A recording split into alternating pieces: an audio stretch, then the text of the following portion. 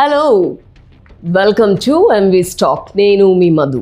Drugs mafia, గంజాయి ముఠాలు, ఇవి మాదక ద్రవ్యాలతో సమాజాన్ని పట్టి పీడిస్తున్న రుగ్మతలు. రేవ్ పార్టీలు, హుక్కా సెంటర్లు, పబ్బుల్లో సీక్రెట్ కౌంటర్లు, ఇవే డ్రగ్స్ దందాకి కేర్ ఆఫ్ అడ్రస్లు.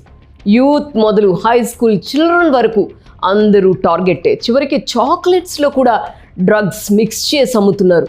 తాగేవి, పీల్చేవి, తినేవి, ఇంజెక్షన్ రూపంలో తీసుకునేవి, చాలా డ్రగ్స్లో రకాలు ఉంటాయి. ఒక్కసారి ఆ డార్క్ వరల్డ్లోకి ఎంటర్ అయితే ఇక నో ఎగ్జిట్. డ్రగ్స్కి అలవాటు పడిన వారిని చట్ట ప్రకారం బాధితులుగానే చూస్తారు. కానీ డ్రగ్స్ సప్లై చేస్తూ పట్టుబడితే తీవ్ర శిక్ష ఉంటుంది. ఒక్కసారి ఈ వ్యసనంలోకి జారుకుంటే కోలుకోవడం కష్టం.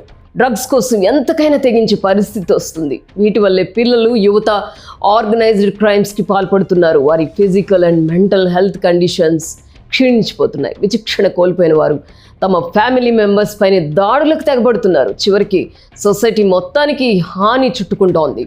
లైఫ్ స్టైల్లో వస్తున్న మార్పులు, చిల్డ్రన్ కేర్ విషయంలో తల్లిదండ్రుల నెగ్లిజెన్స్, సోషల్ మీడియా ద్వారా కొన్ని గ్యాంగులు చేస్తున్న దందాలు వంటివి డ్రగ్స్ వైపు యువత డైవర్ట్ కావడానికి కారణమవుతున్నాయి. డేంజర్ లెవెల్స్ పెరుగుతున్నందునే రీహాబిలిటేషన్ సెంటర్ల సంఖ్య పెరుగుతోంది. ఎనీహౌ, ఇప్పటికైనా మనం మేల్కోవాలి, మన పిల్లల్ని రక్షించుకోవాలి. డ్రగ్ ట్రాఫికింగ్ గురించి చైతన్యం తేవాలి. నిఘా వ్యవస్థలు ఆ దిశగా దృష్టి పెట్టేలా ప్రయత్నిస్తే డ్రగ్స్ నుంచి విముక్తి లభిస్తుంది. ప్రజల్లో అవేర్నెస్ తెచ్చేందుకు భారత ప్రభుత్వం నషా ముక్త్ భారత్ అభియాన్ అనే ప్రోగ్రాం చేపట్టింది. దీనిలో భాగంగా మనందరం మాదక ద్రవ్యాలకు వ్యతిరేకంగా సామూహిక ప్రతిజ్ఞలు చేద్దాం. మరి ఆర్ యు రెడీ?